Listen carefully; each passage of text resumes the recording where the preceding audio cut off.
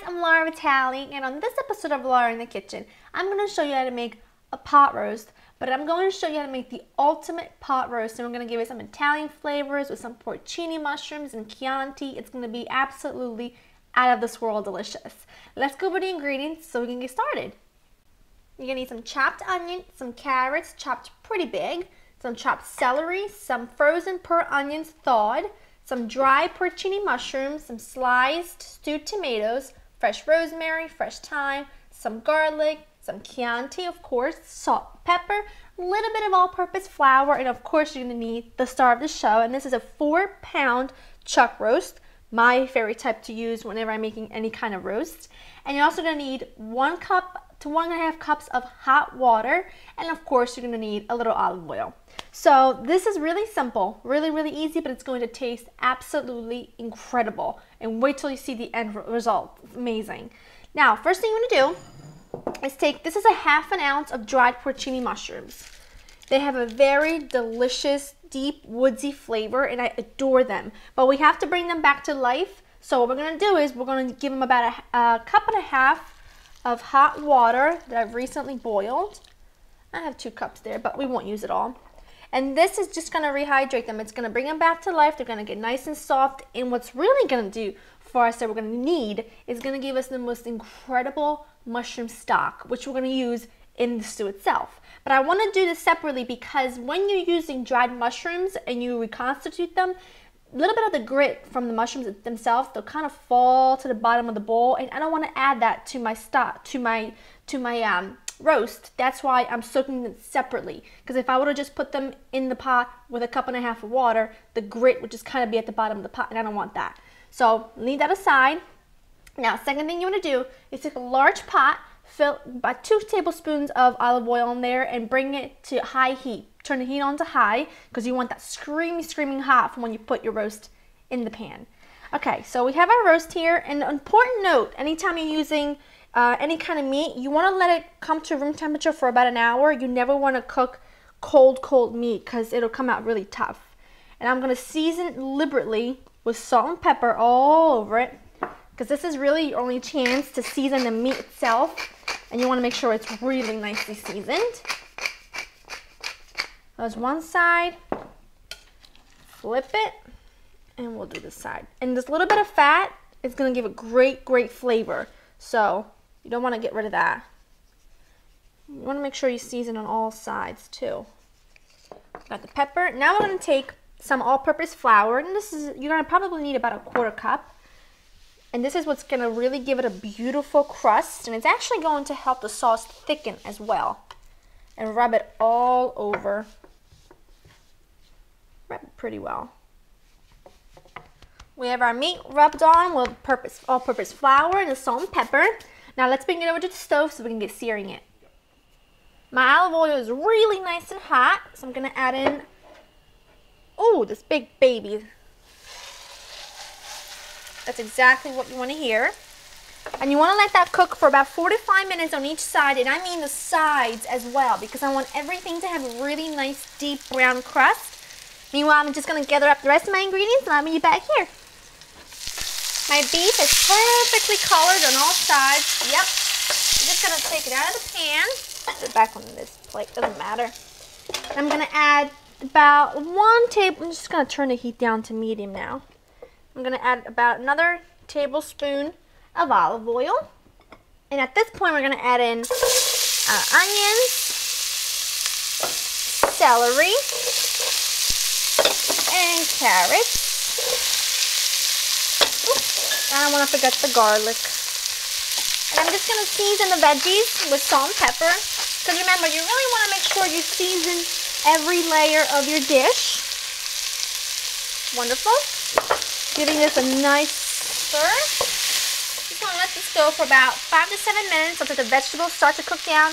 And as you can see, I chopped the onion and the celery rather small, but I left the carrots in really big chunks, but that's because I love when carrots are kind of cooked and plump and sweet. So I love that. But I also think that texture is also very important.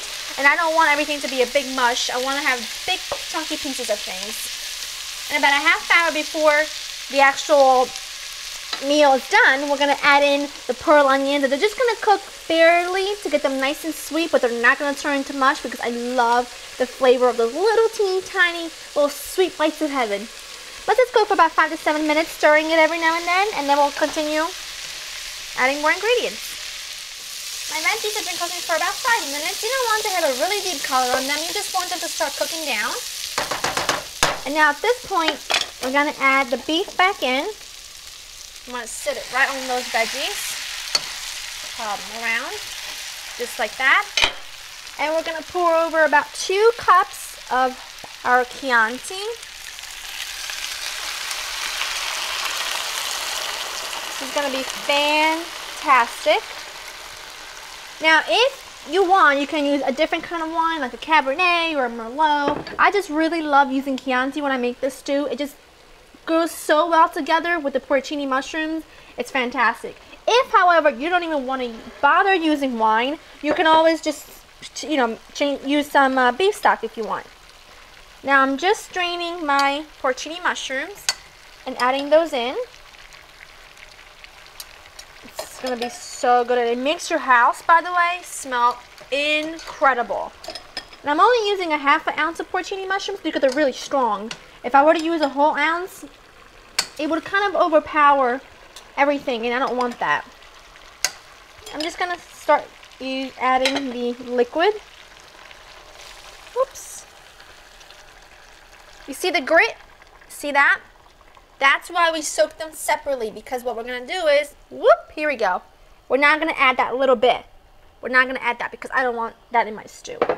Now we're going to add our 14-ounce can of sliced tomatoes. You can use chopped tomatoes, sliced tomatoes, really anything you have. Put that around. We have that. Now we're going to add our herbs. I am using fresh rosemary, 2 sprigs of that, because rosemary is very strong, and if you were to use any more, it'd be too much. This is a huge sprig of thyme. These are 2 regular sprigs of thyme, so about 4 sprigs of thyme altogether. There we go. Sink those in. Now you have an option. You can either cook this in a low oven, 325, for about 2.5 hours, or you can cook this on your stove, just like I'm about to do, turning this on as low as it goes, covering it, and I'm going to cook it for about 3 hours, and I'm going to kind of flip the meat halfway through just to ensure even cooking. So I'm just going to put a lid on. I'm going to let this cook for an hour and a half. Whoops, an hour and a half. Then I'm going to flip it, and at the 2.5 mark, we're going to come and meet back here to add our pearl onions and finish it up. Our roast has been cooking for 2.5 hours. I have just flipped it once during the cooking time.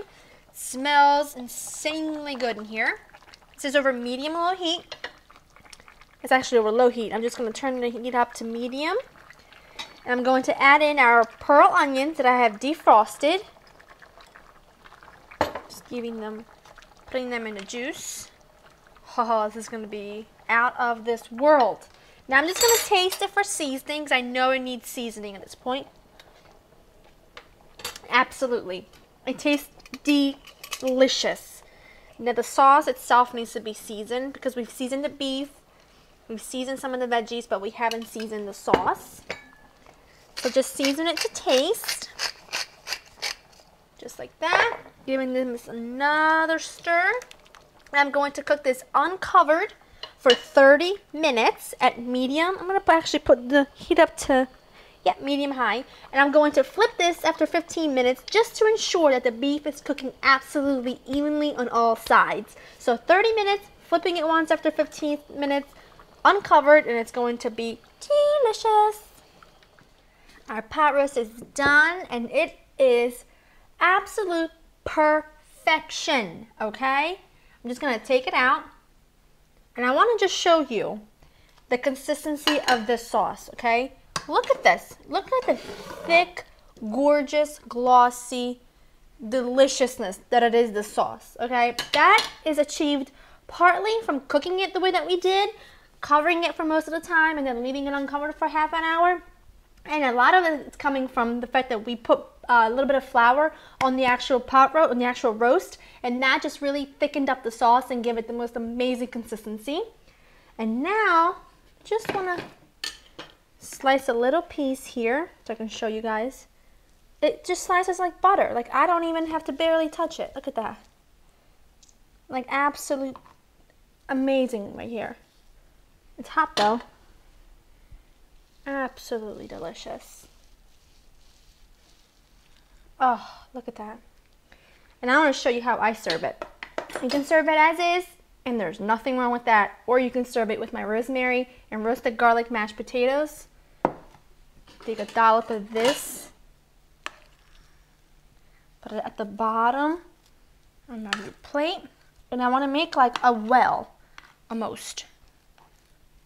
Like that, because I want to sit, you'll see. I want to sit this right in here. And then I want to just spoon over the sauce with the vegetables and the porcini, pearl onions, the Chianti is in there. Oh, my Lanta. Check it out. I don't know what to say. I don't know what to say. I mean, that right there is top-notch restaurant quality, and you can achieve it in your very, very own home. Now, it looks beautiful and all, but you know where the test is. It's always in the taste. So, I don't even have to cut this. It's amazing. Look at that. It just falls apart. Just amazing.